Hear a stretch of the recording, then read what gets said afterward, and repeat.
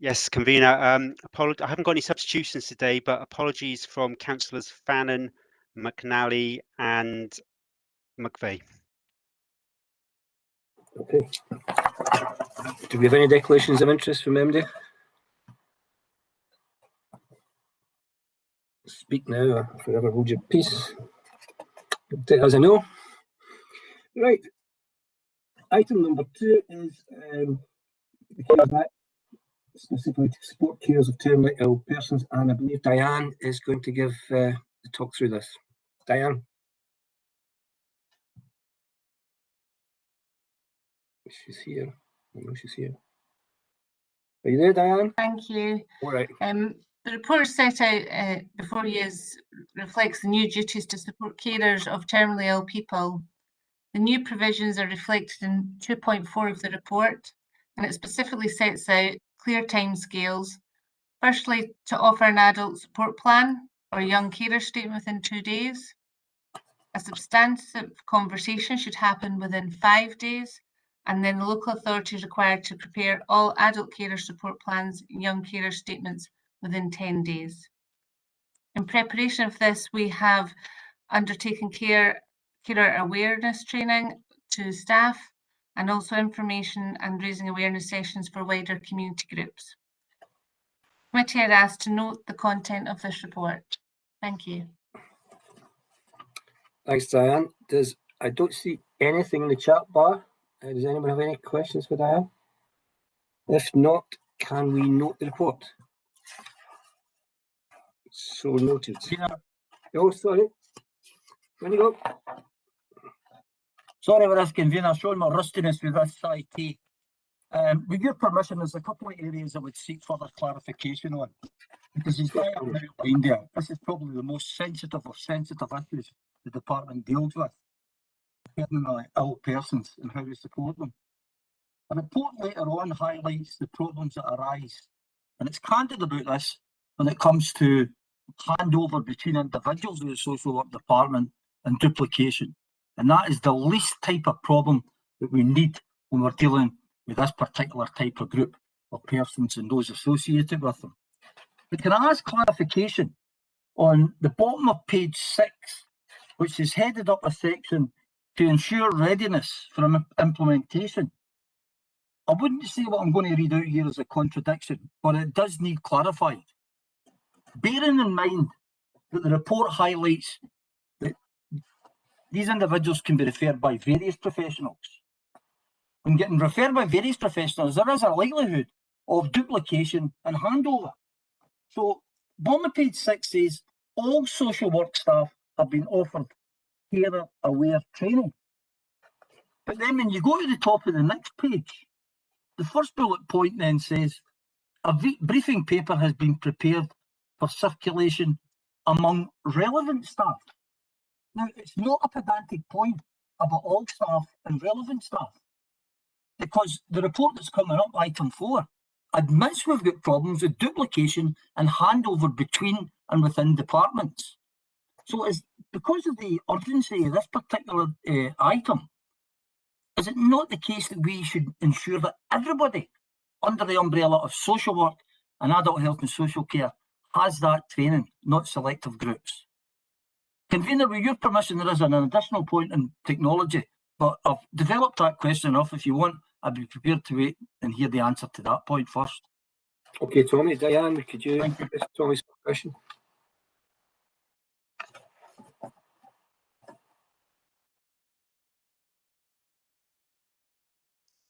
Diane, are you there?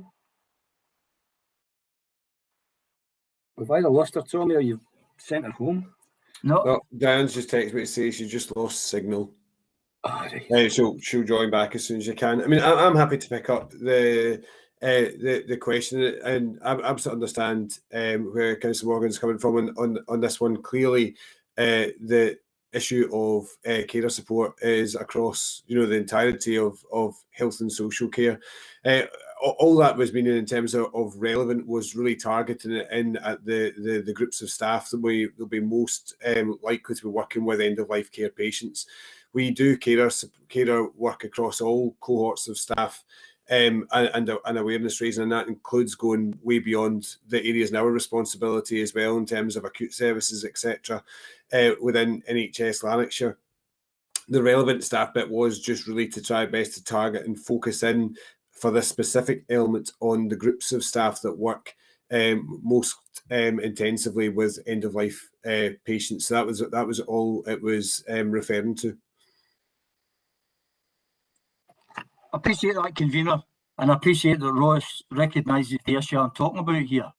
But just to use the response here to make the point, there isn't a monolithic health board that our constituents are under the umbrella of. That's the point I'm going to raise in item 4. There are various health boards. I've got constituents are Forth Health Board, Lothian Health Board. So there's various health boards. I mean, when you can get a referral, as it says in 2.2 there, a local authority may receive information or referral from a professional such as a home care assistant. Okay, they're North Lanarkshire employees. A district nurse and health visitors. There's about 4 or 5 health boards here. So I think we would look for a bit more uniformity and consistency there, rather than just saying we've got it right in Lanarkshire. We've also got to make sure, because as I said, the most sensitive of sensitive groups here.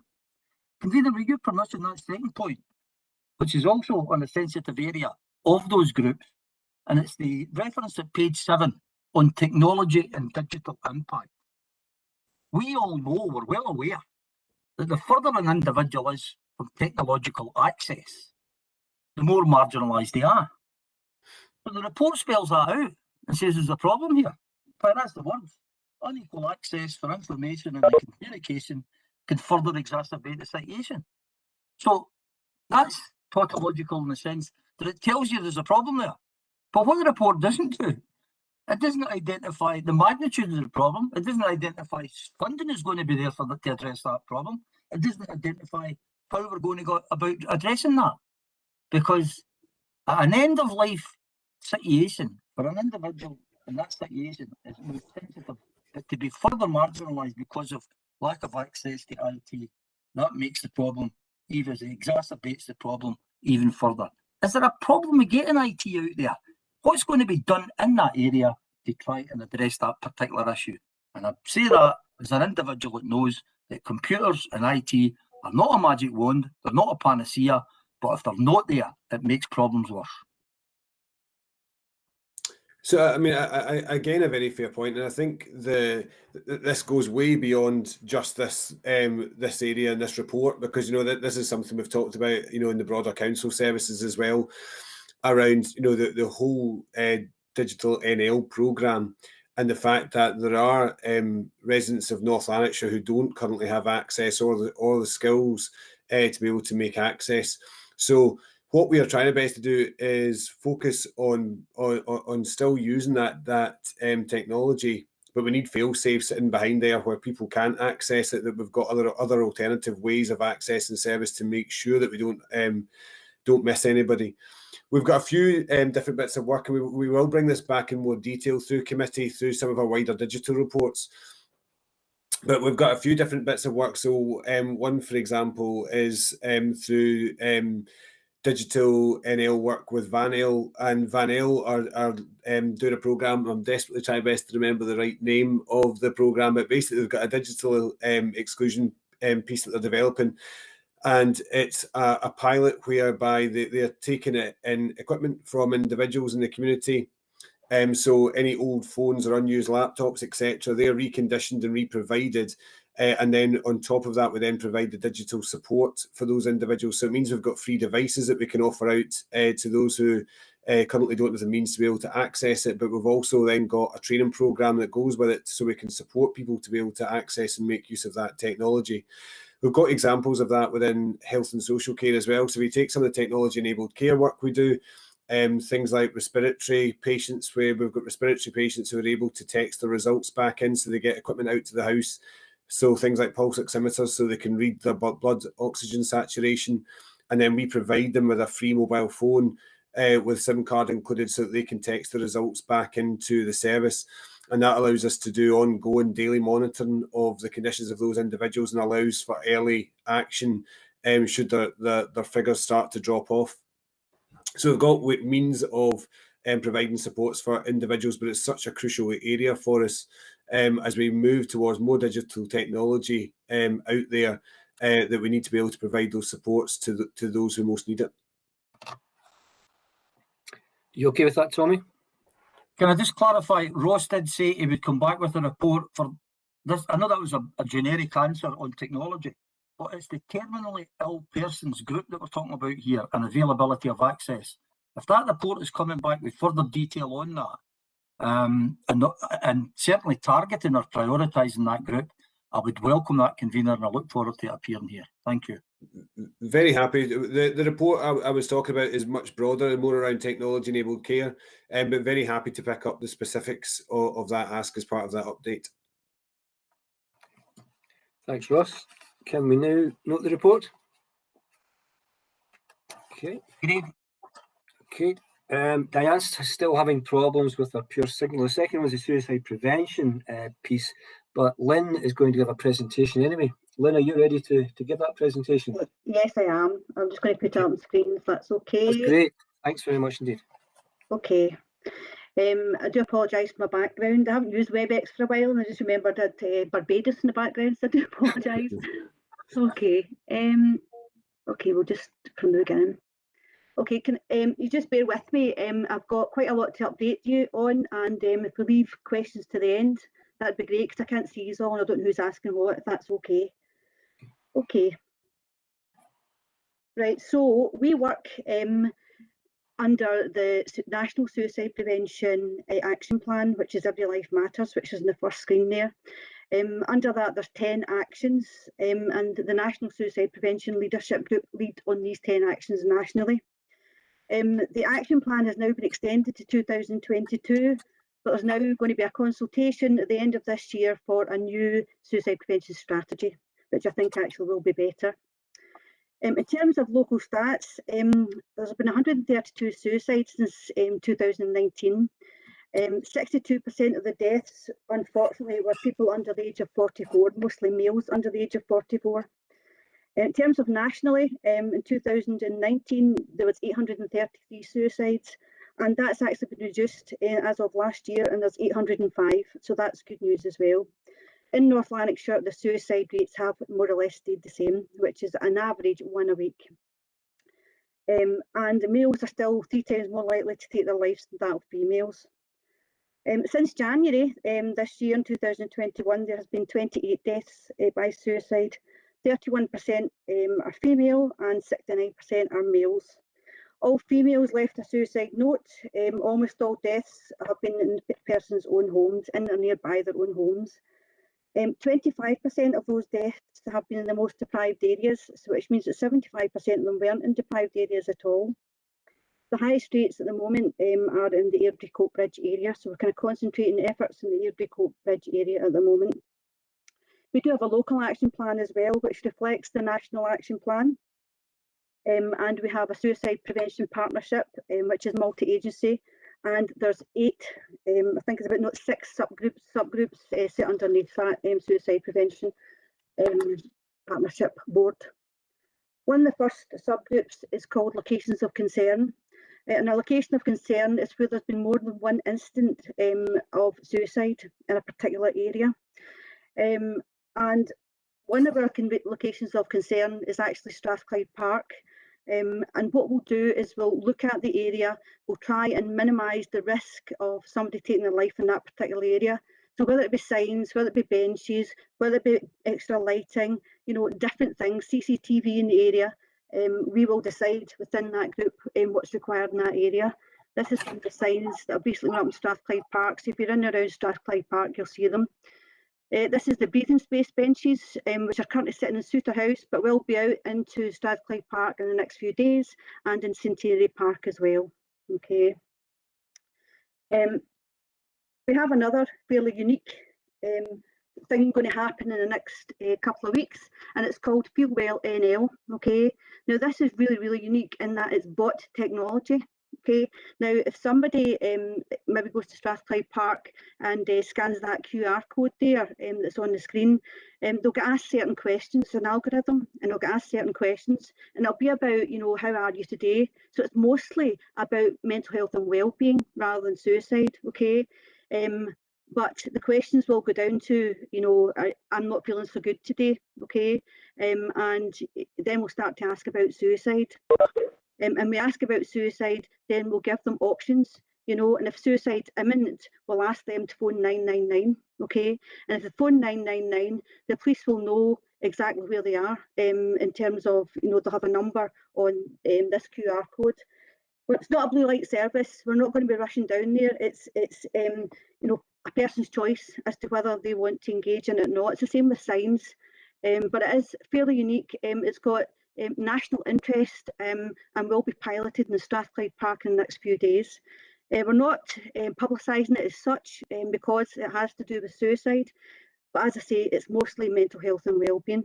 Okay, so there will be a report in the next few months about how this has went. Okay, the progress of this.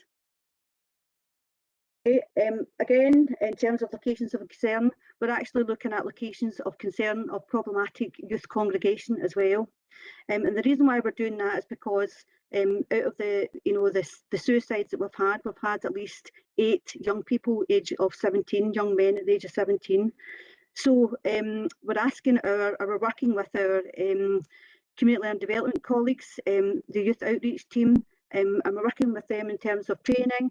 They've also got suicide prevention on their jackets, and we're asking them to go into these locations and speak to the young people, you know, about suicide, about, you know, post-suicide, about pre-suicide, and even to do interventions while they're out and about there. Okay. We're also working with some of the smaller grassroots football teams, as you can see there. We've got logos on the front or the back of the football strips, and we'll bring the coaches in for training. They'll all do a suicide alert training as well. We're doing quite a bit of work in the schools. We've recently developed our Lifelines procedures, which is a multi-agency guidance for working with children and young people who may be at risk of suicide or self-harm. We're training all the education staff in a cluster model, and we'll be moving on to every agency that works with children and young people. We're also working with a suicide prevention charity down south called Papyrus, and that's a charity for younger people under the age of 35. And we're doing a bit of consultancy work with them around suicide safer schools, colleges and universities. We work very closely with our addictions colleagues because we do know that there's a correlation between suicide and the use of cocaine, the sustained use of cocaine and cocaine debt and drug debt with young people, where they get themselves into debt and the dealers will actually target their families rather than themselves, and they can't cope with it, and they think the only way out is to take their life. Okay, so we're doing a bit of joint work with our addictions and recovery teams. In terms of training, which is another one of our subgroups, we have done quite a bit of training over the lockdown there, and we've not been allowed to do assist or safe talk training, which is our face-to-face training. So we developed a basic awareness online. It's been out across the council for a good number of months now, and we've actually trained at least 600 people in suicide alert, and we've also done a training for trainer as well. So we're building our pool, so it's not just me that's doing it all the time, so we're building our pool. We've also done after suicide training for trainers as well. Now, after suicide is where we go into a school environment or a work environment when there's been a suicide amongst our colleagues. And the reason why we do that is because we want to minimise the risk of another suicide happening, like a copycat suicide happening. So we immediately go in and speak to the staff or the pupils of schools or workplaces. We have had elected members training in the past, and we aim to actually start that again by before the end of the year. Okay. Any training that we do a follow-up survey monkey, and we ask the staff, you know, if they've used suicide alert at all in their personal life or their work life, or if they've been able to influence other people's thinking around suicide. Our public awareness campaigns is another subgroup, and our latest public awareness campaign is Let's Talk. Now that's 2 videos here, and I'm not going to play them today. If you want to see them, they're on YouTube, and I can send a link out Okay, but you've probably seen these graphics up and around, well, they're going to be in the back of buses, but they're up and around in billboards right across North Lanarkshire. We continue to work with our football clubs, but not only our football clubs. We've done a huge amount of work with our rugby clubs, with our running clubs. We're doing work with dance clubs, netball clubs. So we've kind of widened out a wee bit in terms of using sport as a vehicle to get the message across. But we continue to work with our 4 professional football clubs in partnership with them. Another one of our subgroups is targeting high-risk groups.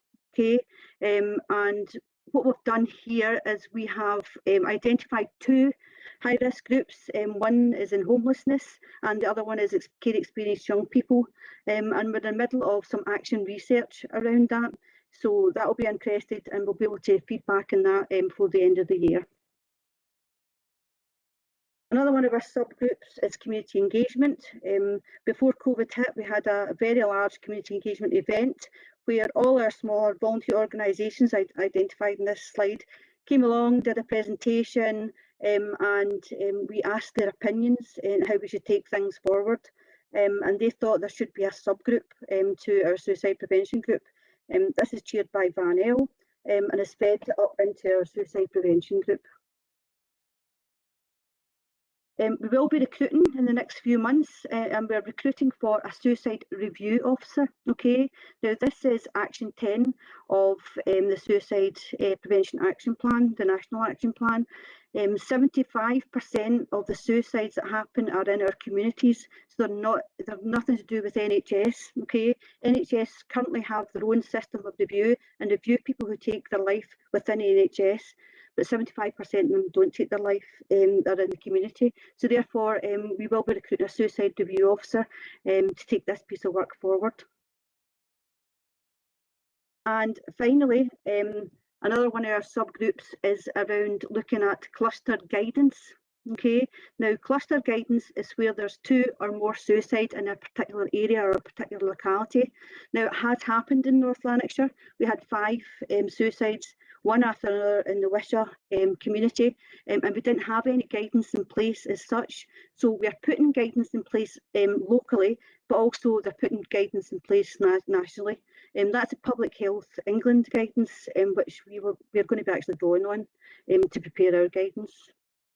Okay, now that was quick, but I was told I only had 10 minutes. Does anybody get any questions?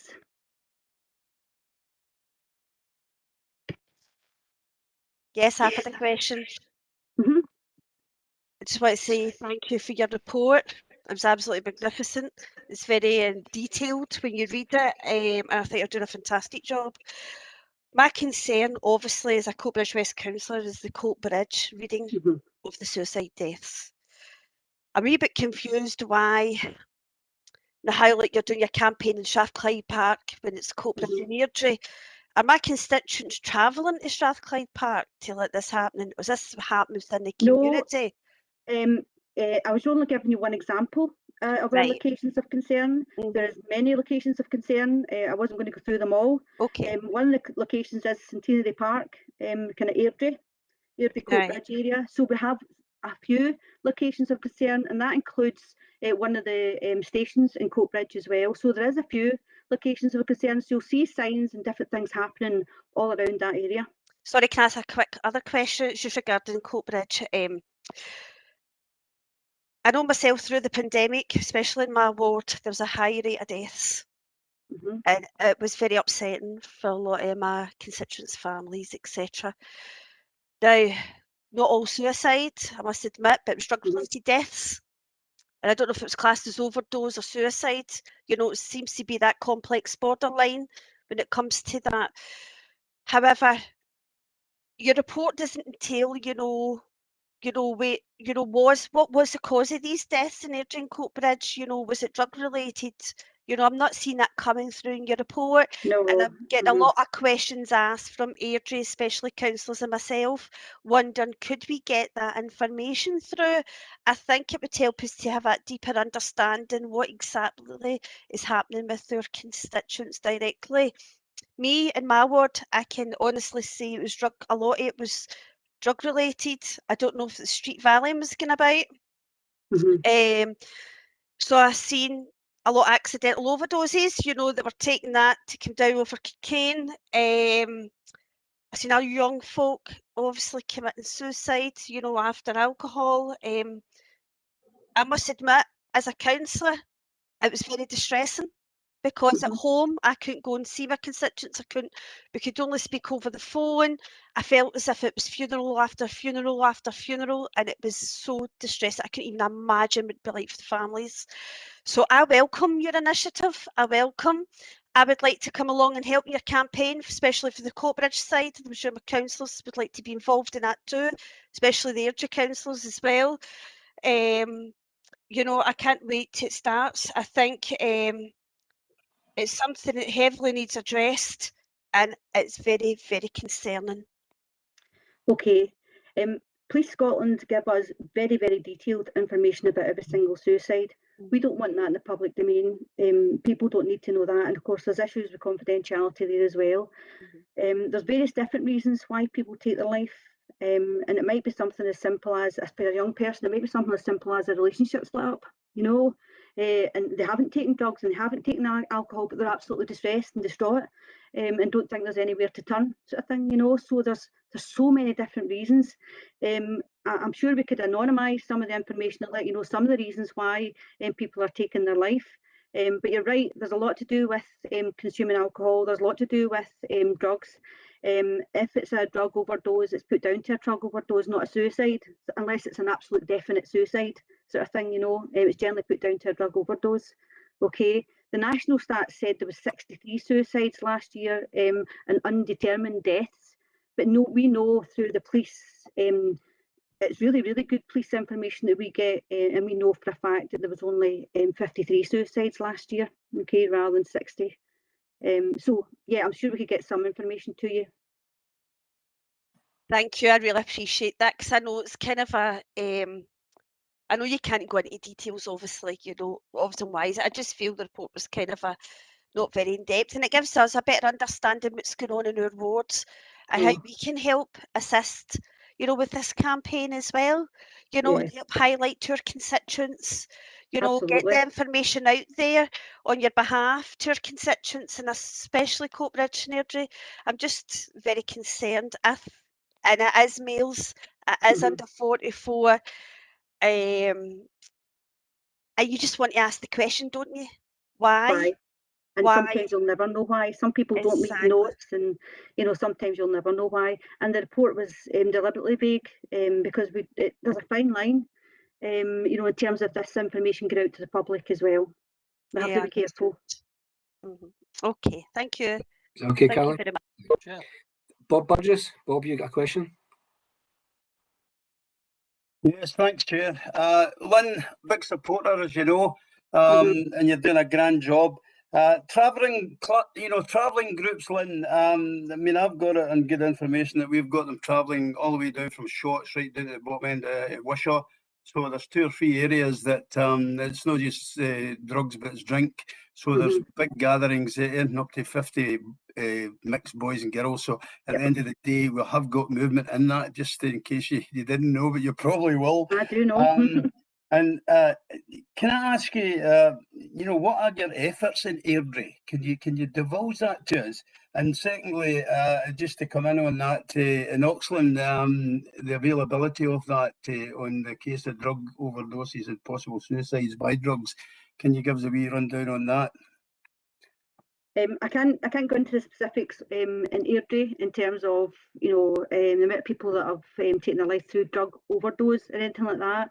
But what I can tell you is that we are working very, very closely with our voluntary organisations in Airdrie, and we are making sure that there's a concerted effort to make sure that all staff are trained in suicide intervention in and around that area. We are looking at particular areas of, you know, where people have taken their life in terms of locations of concern. We're working very closely with Airdrie Unions Football Club as well, because, you know, it's mostly males that go to the football clubs, and Albion Rovers. We're working even with the Cope Bridge boys, which is the kind of group of young lads who stand in the corner and shout for their team, and Section B boys and Airdrieonians. But that's the young lads that we need to be engaging with. So we're engaging with them, and they are coming along this week, actually, Suicide Prevention Week, to do some suicide intervention training. So you're talking young lads of 16, 17, 18-year-olds who are ready and prepared to take that message out to their peers. So we're doing that as well. So there's quite a lot of targeted work and social media around that area as well. Okay. Okay, Bob. Great. I don't see anyone else in the chat. Can we then note the content report, the work plan, and Convener, Councillor Barclay's just come into the chat bar just as you were talking there. Oh, Sorry, Tom, I'd done it, but I'd done it wrong.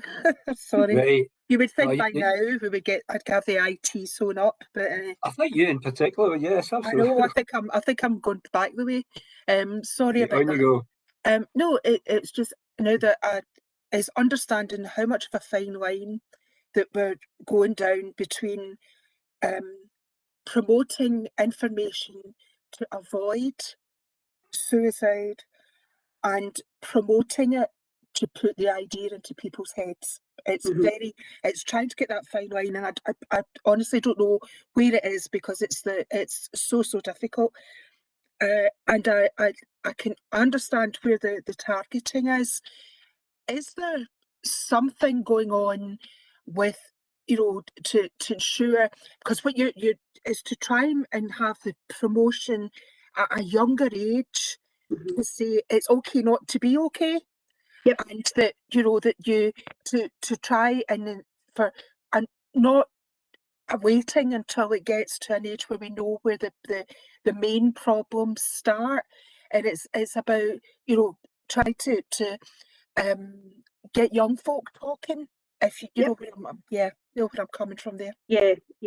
Again, we need to be difficult. We need to be careful, because we can't talk to anybody under the age of about 14 about suicide. It's just, as you're saying, it's a fine line. Okay, it's such an emotive subject, so we need to be careful who we talk to.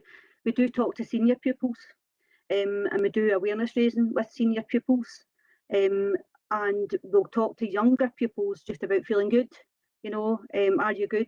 That sort of thing. And promote the Childline number or the Hope Line number, sort of thing. And you're right about the fine line between promotion and prevention, and that's why we do have a high level campaign, but it's still at that level where it's not absolutely everywhere, sort of thing. And you'll see in Strathclyde Park, for example, that the signs are very small, except for the ones in the kind of sluices. The signs are quite small, because again, we don't want to be promoting suicide, and that's why we need to be careful as well, and this will be in the cluster guidance, that we don't have organisations shouting and bawling when there's 2 or 3 suicides in a particular locality and saying something needs to be done about this and creating a huge big hype. That's not good for the community. Okay, what's good for the community is to allow them to recover and then quietly go in and do a bit of work. So we do have to be careful in what we're doing in terms of promotion and prevention. Tom, could I come in, please, if you don't mind? I can't get in on my chat bar. On you go, Mary. I'm grateful to hear that we're not spreading this about, because kids pick up very, very easily, as we all know, information and interpret it different ways. If they do get an issue, pressures in homes at the moment is horrendous, because you've got food banks where people are desperate for food. Some of them can't pay their rent. They've all sorts of financial difficulties. Young ones do not have jobs. There's no jobs for them. And this is the sad fact of life. That is the pressures that's on young ones. So what do? They turn to the drug dealer who stands at the school gates, sells them a tablet for £1. We can't seem to do anything about it. And when they go home, their mother's upset because we've got food banks, old age pensioners who are not getting looked after the way we would like them to be, pressures, all sorts of pressures. It's not just the things that we talk about. We know in life, and to spread it widely. Sometimes you draw the wrong attention, which we don't want to do to the younger generation. It's hard enough out there. You only need to go up the main street in Coatbridge and see the young fellas all hanging about full of drugs. We know that. No jobs, food banks, etc., etc. All the cutbacks. At the end of the day, that's a sad sight on society. Oh, I mean, I totally agree. Totally agree. However, it's very difficult to hide it from young people because it's in the communities. It's talked about in the communities, especially if there's a kind of cluster. And there's brothers and sisters who have possibly taken their life. So it's very difficult to hide it from young people. However, we won't do anything deliberate to actually encourage in the fact that we don't talk to anybody under the age of 14 about suicide, although we've had suicides of younger people, unfortunately. Oh, can I get in here? Yeah, Kevin, you're trying to get in, I believe.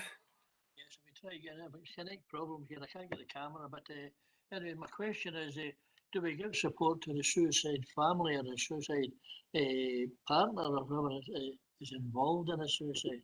Do we go back and see the husband, the wife, the family, and what kind of a support and counselling do we give them? Well, there's a couple of things here. Just now, it's obviously the police that give the initial support, and then there's bereavement services out there. But part of the National Action Plan is looking at the wider support for families. Okay, now that's been piloted in other areas just now across Scotland, and it will come to North Lanarkshire hopefully by next year. We will be able to hopefully commission a service who will specifically be around bereavement for the whole family and give that family support that's required after suicide. I know at the moment it's our volunteer organisations that pick that up, to be quite honest with you. Our volunteer organisations such as Chris's House and Farms, you know, a lot of families will go there rather than the official bereavement services. So we need to do something, you know, a wee bit more for these families. You're right. Mm-hmm. Thank you. Okay, Kevin. Thanks, Tom. No problem. Does anyone else get any further questions? No. Thanks. Yeah. Okay. Thanks very much, Lynn. Can we now note the report on the work plan and remit this to the IGB for their approval? Yeah. Yes. Okay. Take that as a yes. Item number 4 is the update on the development of the first point of contact, and Ross will be speaking to this for us. Ross. Thanks, convener. So first point of contact is one of the absolutely critical pieces we're trying to best to take forward in integration. And if we remember back, the sort of Integration Act was really focused on making the entirety of health and social care services seamless at the point of delivery to individuals in our communities. And this is our, I suppose, main effort in terms of making that a reality for people. So it's important to note that this is the first point of contact and not a single point of contact. So the aim of this is really to support people to get the right support from the right person at the right time, but really importantly, getting there first time. So we understand there will continue to be many different access routes into health and social care, but no matter where it is you're accessing from, people should be able to get a consistent approach and an integrated approach that supports them to access the services and supports they require without them having to go through multiple referrals and going through the same information with multiple professionals to get there. So the aim of this is really about that consistency and streamlining in terms of service responses, but I think a big benefit of it is actually around changing the way we think and really starting to have a look at early intervention and preventative approaches. So a big focus of this piece of work is actually how do we get into a much more early intervention preventative state than we're currently able to do through our existing service responses. So we did start this work back in August 19, but we then placed that on hold due to the pandemic. And I suppose that said, I think it's important to recognise the fact that the pandemic has actually supported us in a lot of ways to actually take some of this work forward. And we've had to take different approaches in terms of service delivery because of some of the constraints around the COVID time. And this is really enforced. So things like about looking at people's assets and strengths and having different conversations with people, that's come through really strongly in terms of some of our COVID response, and is absolutely sort of building blocks in terms of what we want to do through first point of contact. So one of the things we've started to do, even through the pandemic, we're starting to have a look at what our existing responses look like. So we took a group of service responses from February, July and October in 2020. And looking at access social work as a starting point, I looked at the journey that those individuals then took to get the service response. And while we found quite a number of really positive examples of practice within there, we did still find that there were multiple examples of service users who were moving between services, and starting again every time they passed a different service element. And we also noticed then, as part of that, the number of handovers that take place. So over 90% of referrals touch more than one service, and about 20% had two or more services, or sorry, over two services involved as part of their service response. So you can see the fact that when people come in, it's not generally a simple just one service and that's it resolved. What we're dealing with is much more complexity in community services than we've ever done before. So I suppose a major sort of part of this now is going to be around how we develop the approach. And one of the pilots we're currently undertaking is around the three conversation model. So the three conversation approach is really a different way of thinking about our whole adult health and social care delivery. Conversation one is around listening and connecting with individuals. So creating time to actually have some proper discussion with individuals when they present to service. And that is, as I was saying earlier, about really starting to get in about their own strengths and abilities, and supporting those individuals to live their life as independently as possible. Conversation two then takes that a step further, which is really about working incredibly intensively with people when they present in crisis.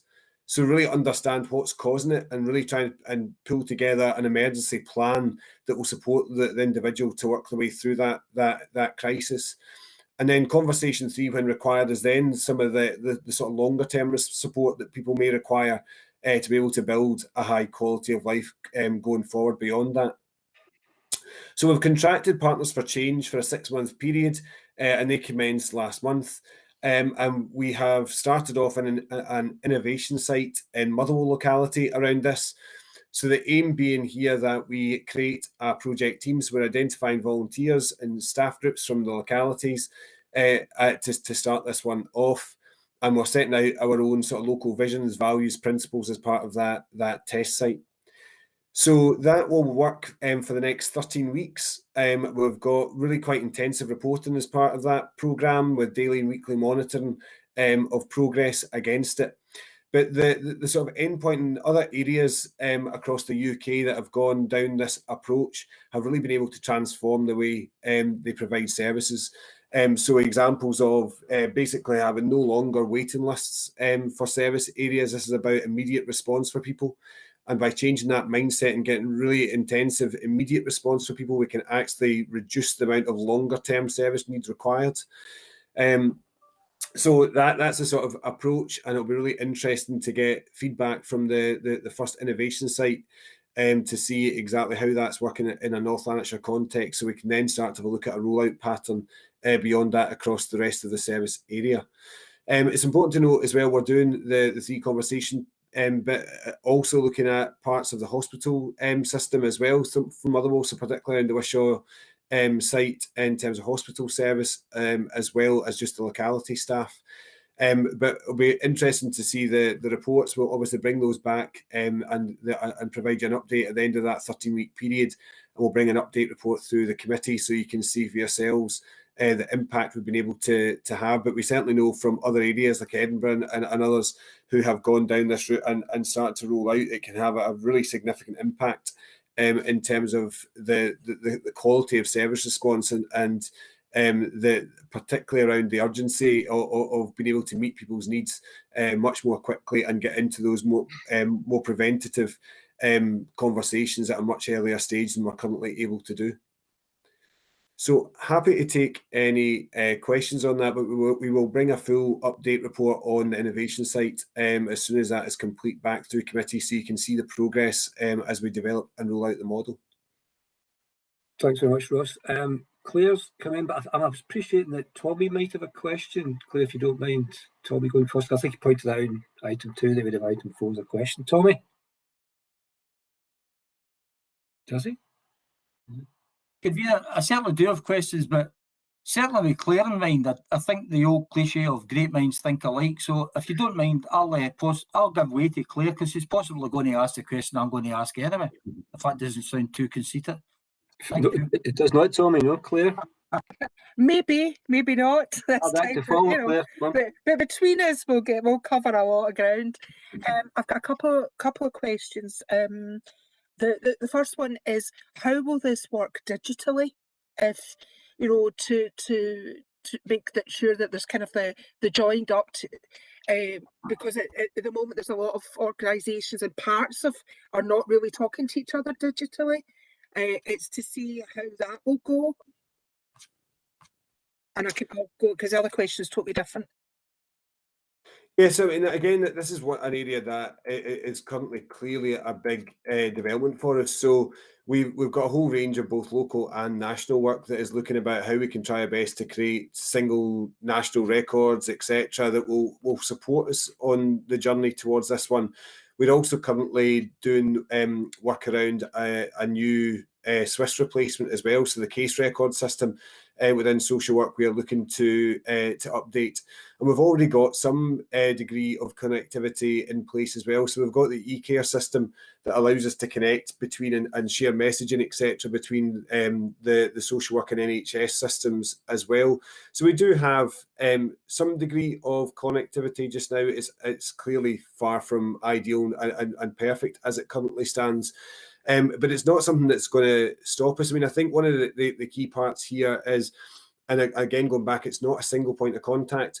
So this isn't moving ourselves to only a digital contact interface with the service.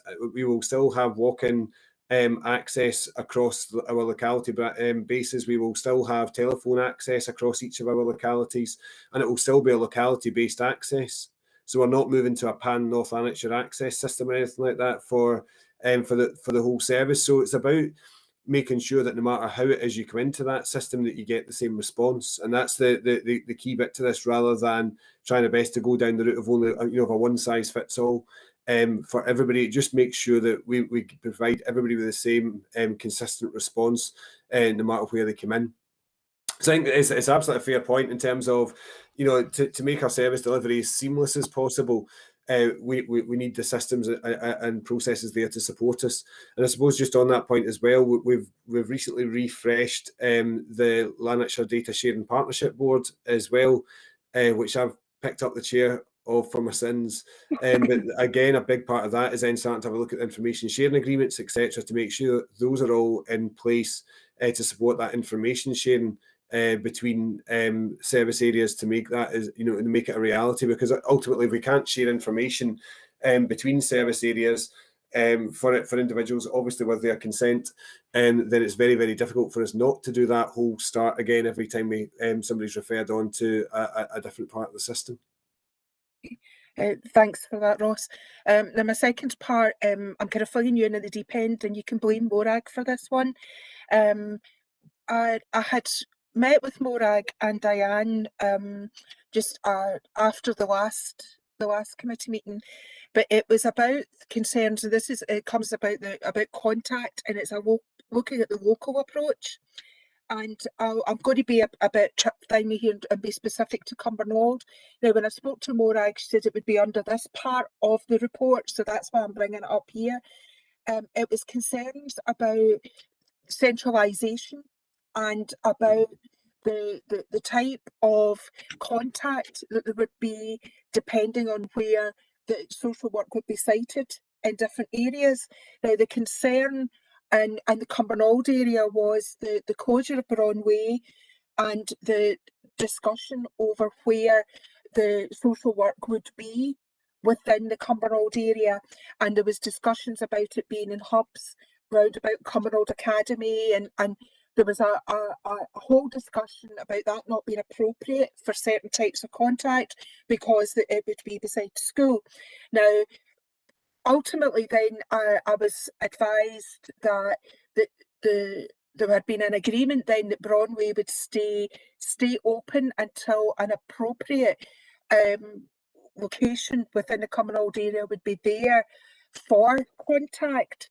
Now, it's part of all of this about there being a kind of a first point of contact, but there needing to be somewhere in localities where people would be able to meet up and to actually to have those conversations, regardless of why they would be involved with social work specifically. And Morag was going to speak to that at this part of the report. Can you confirm for me what I've been told in the background about that side of things, that there were about the locality? And I'm being you know, because I'm a Cumbernauld councillor, that's why I'm specifying Cumbernauld. But were you able to do that, Ross, for me? Yes, and apologies because Morag did get in touch, and we did mean to update the report to include that information, but it obviously slipped past without us doing so. I mean, I think on broad terms, our commitment is that we will have local delivery bases in every locality area, so that walk-in ability and walk-in contact, and also the localised ability to see clients has to be based in a locality setting. Social work services, by their very nature, deal with the most vulnerable individuals in our society, and what we can't have is access challenges, you know, to blocking the ability to see those individuals. So it's absolutely critical that we retain our locality function and locality bases to allow that to happen. Clearly, in the longer term aspirations of North Ayrshire Council, we've got the development of community and town hubs, and we're already doing work streams just now looking at the operating model of those facilities to make sure that what we've got functions well, and looking at access and egress, etc., of those sites and the waiting areas and setups within, to make sure that we can make those sites function safely and appropriately for all the client groups that need to attend. So that, you know, that work is absolutely underway, but the commitment is certainly there that we will retain our locality delivery bases, so that we've got that ability across the entirety of health and social care services, that we can still see our clients in their local area, and be able to see them in an appropriate environment. So that work is certainly ongoing, and we can certainly bring a future report to committee to bring that in writing to everybody, so that you can see that in detail. Thanks, Chair. Thanks very much for that, Ross. I would appreciate it if there was a report that would come back to detail that, because it was, that particular one was huge concern to my constituents that I've got, but also that are also staff or families of staff. But it was also the conversations that then I was having with other parts of other, I've said, business streams within the council, who didn't quite understand the complexities of that. It wouldn't be just as simple to say, right, well, we're going to have a hub that consists of a school, a library, and what we'll do is we'll shoehorn social work in there, without understanding that there are some clients that could not be anywhere near a school, and that they didn't seem to understand the complexities of that, because they were concentrating on the building aspect of it. So and I know that you would be, and I know that social work would be fully understanding of that, but if there just could be something that would come out within a report so that it's there for us to be able to refer to when our constituents are concerned, to say, no, that is, you don't need to worry, there will be a local approach,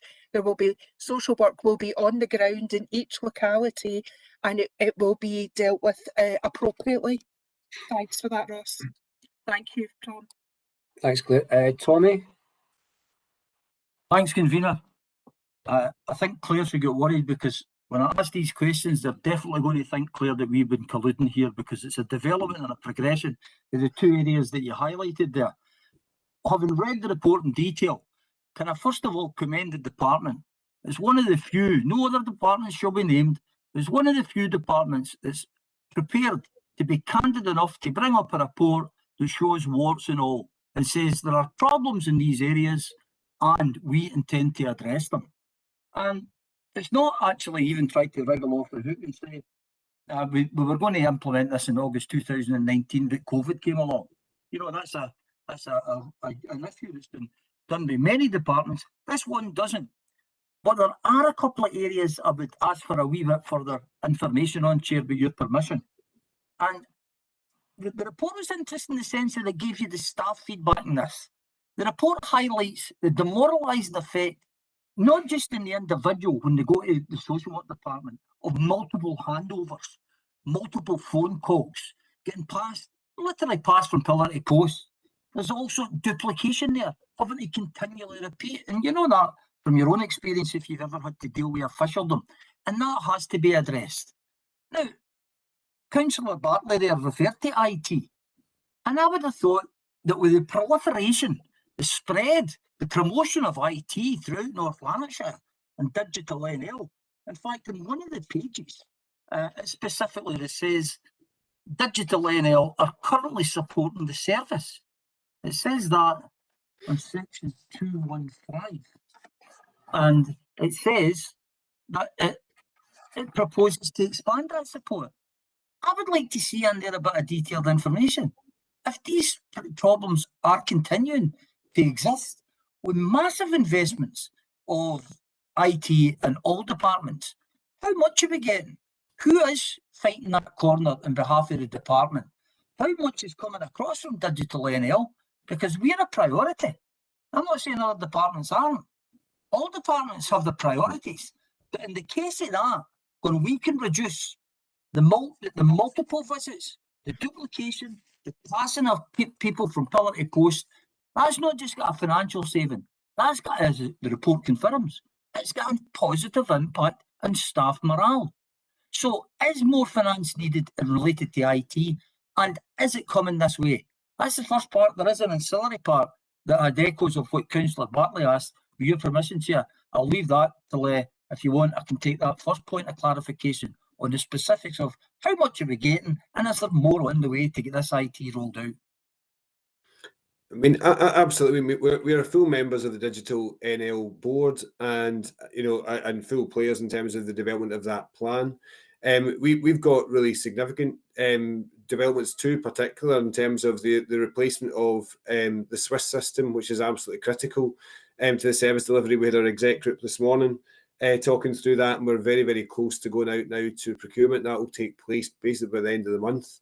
In terms of the procurement starting around a case management system, and that will have a massive impact across all areas of service.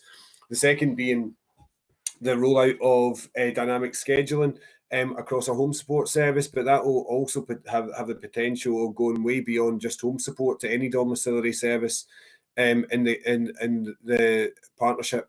So things like district nursing, etc., may well go down that route as well once we've got that implemented in home support. So these are huge supportive components that are currently underway in part of the work plan as part of the digital NL rollout. We've also noted, that there's been huge development in-house in terms of making life easier as an approach. And again, that's another component that we're continuing to develop and look at how we can integrate that more fully.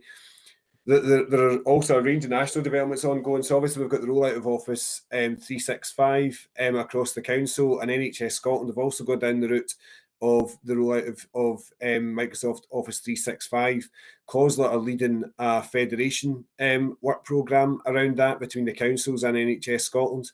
So when that comes to fruition, that will mean that we'll end up in a federated environment between the council and NHS. I'm using the fancy words because I don't exactly know what it means, but largely it'll mean that it'll be seamless between the two organisations. So the health and social care staff working in either NHS Lanarkshire or North Lanarkshire Council systems will have fully integrated Teams access and be able to access their devices across different buildings as well. So things like that will make a huge impact in terms of the integrated service delivery. So we're certainly not forgotten about as part of that digital NL programme. We're full partners in it. And I think the developments that are coming our way will make a huge impact in terms of our ability to function across a whole range of services on a more integrated basis. Convener, that's a detailed response that Ross has given, and I appreciate that. The paradox of the world that we live in is that we'll get all these things in place, and then someone will come along rewriting the book on social care, and this will all possibly be defunct in a couple of years' time. However, we can only keep trying. There was a second area, Chair, I need a wee bit further information on, and Councillor Bartley, rightly so, I've never made apologies for saying in my area. That's what we're here to do. We're here to represent our areas. But it is a point for all areas. And it refers to page 56 with the financial impact. We see, and rightly so, somewhere has to get the, shall we say, the implementation exercise or the innovation exercise, and Motherwell was chosen there.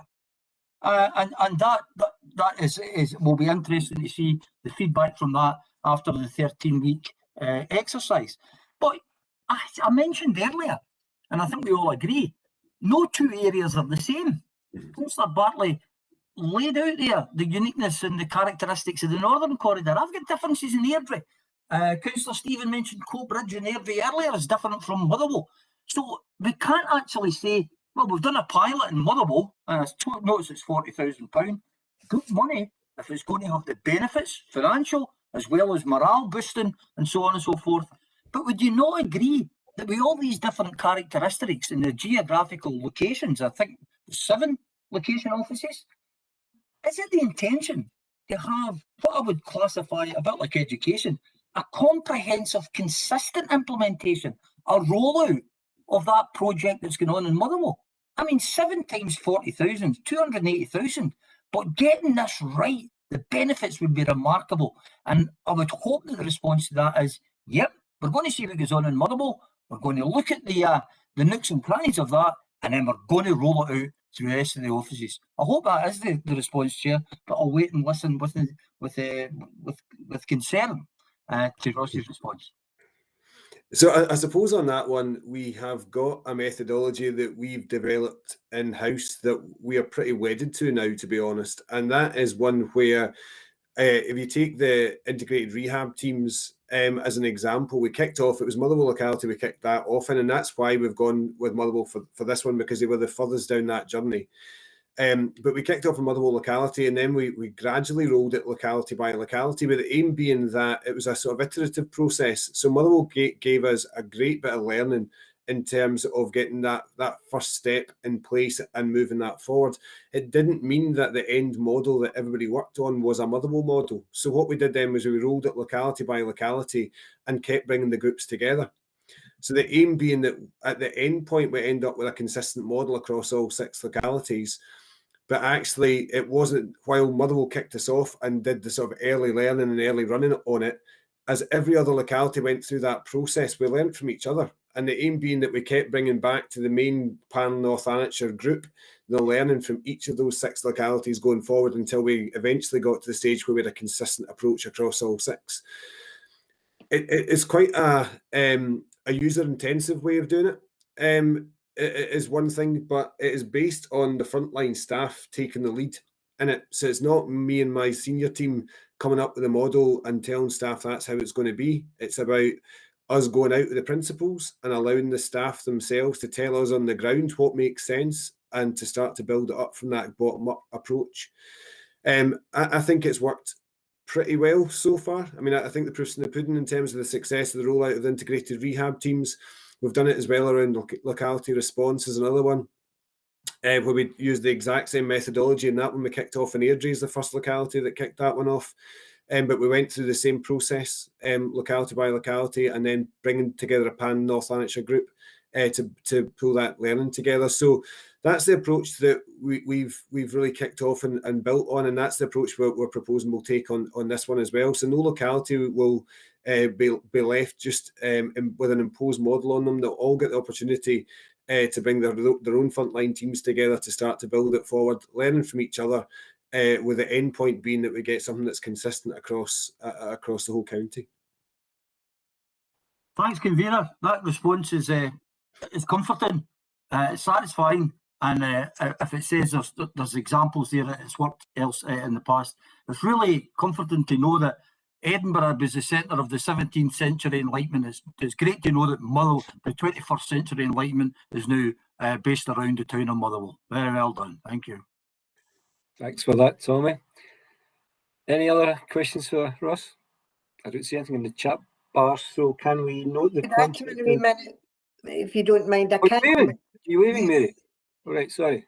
Ross, I'm really delighted to hear that you're going to listen to the grassroots of social care. Really, I think that's been missing for a long time, because they have excellent knowledge that's going on out there. And I think the benefits to listening to the grassroots would bring you a long, long way, because I listen to them very carefully, and sometimes they'd be frustrated because they know better than the people that's running them. Thank you, Ross. Thanks for that, Mary. Can we now note the contents of the report and acknowledge the fact that we will receive further updates from the innovation side? Agreed.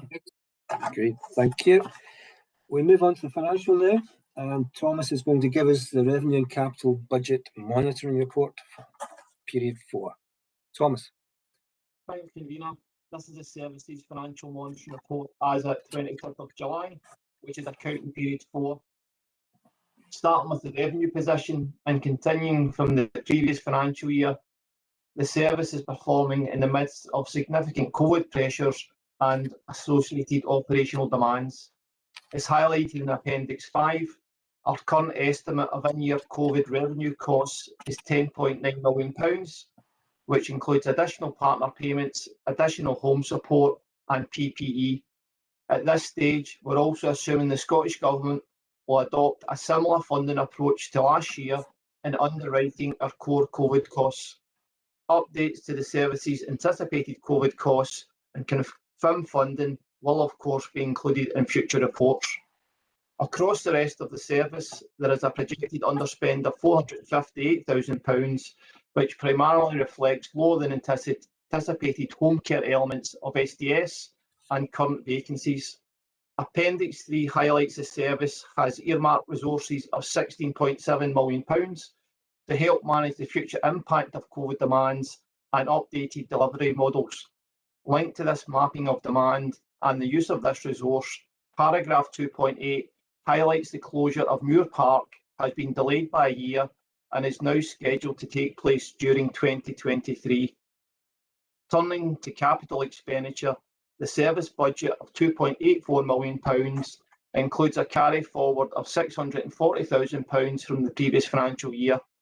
The majority of this budget is dedicated to activity within the joint store, and the report highlights a forecast in-year underspend of £319,000. I'm happy to take any questions. Do you have any questions for Thomas? Off lightly. Can we then note the report for revenue and capital positions? Agreed. Yep. Agreed. Thank you. The next one is the sundry debt write-off. Now, Diane was meant to report to this. I don't know if she's back on. I am, yes. You are, right. Oh, lucky you. Right. Sundry debt write-offs. Thank you. This report's been prepared in accordance with the Council's finance regulations. It highlights a total value of £33,786,000 for debts under £500, which have been written off under delegated powers. The committee is also recommended to write off a further £100,928, which includes debts greater than £500. Main reasons for write-off within the social work services is unrecoverable debt, where recovery has been exhausted, and bereavement. So the committee are asked to note the decision of the Chief Council Officer and the Head of Financial Solutions. Thanks, Diane. Does anyone have any questions on this report? Can we then agree to note the... Tom, I've put in the chat bar. So you have, Nathan. Sorry, I appreciate it. No worries. Thanks, Convener. It's just one particular aspect of the report that I would like to raise. A note from section 2 of the paper, the analysis sets out the 4 main causes for why the £135,000 in debt hasn't been recovered and the value is ascribed to each. On the fourth column of recovery exhausted, which shows almost 45,000 has been lost to adult health and social care for this reason. That's just where I'd like to seek a little bit more clarity on the reasoning for why this is the case, and asked it with reference to the list set out in 5.1, if officers can provide greater detail on the specifics of the collection methods employed and the extent to which these are pursued. Given that 45,000 has been left outstanding despite the efforts to ensure the money was repaid, it seems to me that the recovered exhausted column is one which could be reviewed for future to try and improve payment collection methods in this area and reduce the debt which is having to be written off each year. So I would just appreciate any comments from officers there. Thanks. Convener, I'm going to add some background to that. Thanks, Thomas. Okay, so in terms of recovery, there's a full range of one-to-one contact undertaken by debt recovery and service staff, through to the range of legal options, which includes up to including sheriff's officers. So obviously the initial approach is to contact debtors directly, set up payment plans, get an understanding of their income and expenditure. We do, as I say, employ other agencies to pursue debts, get in contact with people if we don't get responses. As I say, there's well-established procedures adopted by the service and the central debtors team to do that. We also take legal advice, our own internal legal advice, when we're reviewing the probability and best options of recovery linked to individual debts. So there's a full range of debt recovery activity which is applied to each case, and each case is looked at on an individual basis. And obviously there is a decision to be made at the end of the day in terms of the public purse, in terms of the cost of further recovery action compared with the realistic chances of recovering income. So as I say, there's a full gamut of activity undertaken linked to each of these cases. Is that okay, Nathan? Are you want to supplement? Yep, thanks for that. No problem at all. If there's no more questions, can we then note the report and approve the write-off of the 100,928 and remit it to Finance and Resources Committee? Agreed. Good. Moves on to number 7. I believe Diane's going to take this one, the procurement of adult advocacy services. Diane.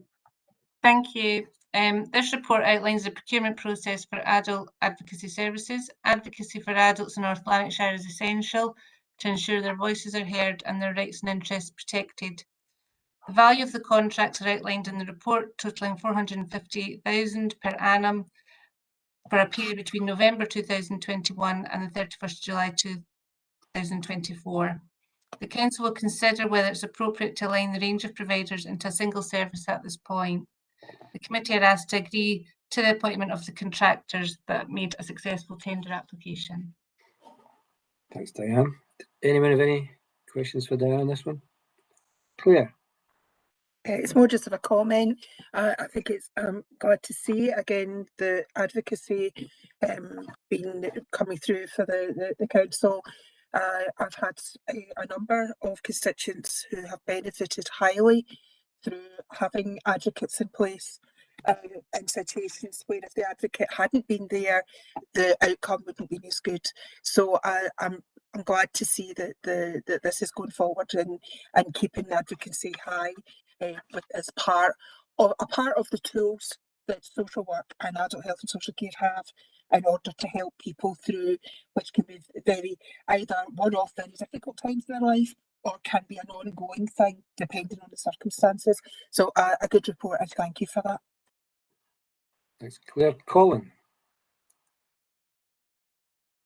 Thank you, convener. I'm sorry for not having the camera on, but it's just to increase the stability of my connection. I have a question regarding it, and it stems back to one of the very first committees. I can't remember if it was an adult health and social care or one of the previous or one of the other committees I was on.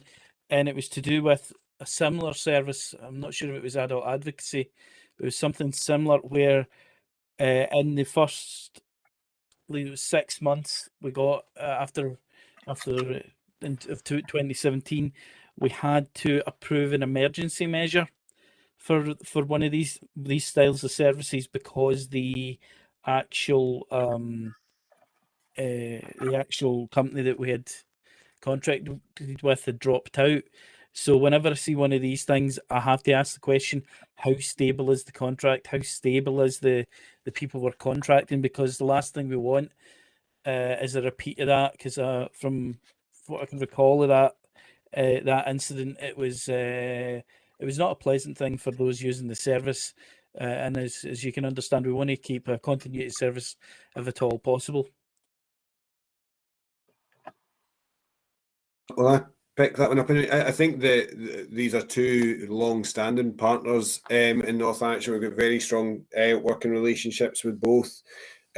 So, I mean, there can never be any guarantees around this. But I mean, I think you could be, I suppose, as assured as you can be at this stage that both of these are very well run organisations with a long service history with us in North Lanarkshire. So, yeah, I can't obviously give any cast iron guarantees about that in the future, but certainly they're very well known to us and high quality and high performing organisations. Okay. Yes, thanks, Convener. I understand there's no 100% guarantee of anything, but I just had to query it because that incident always sticks in my head. Thank you. Okay, Colin, thanks very much. I don't see any more chat, so can we agree to the appointment of the two contractors? Agreed. Thank you. And to finish up, it's Ross with the contracts awarded below committee approval threshold level. Ross. Okay, thanks, Convener. So this is a standard report again. So any contracts that are awarded underneath the threshold of up to £500,000 for supplies and services can get signed off through the council's general contract and standing orders. So for the period of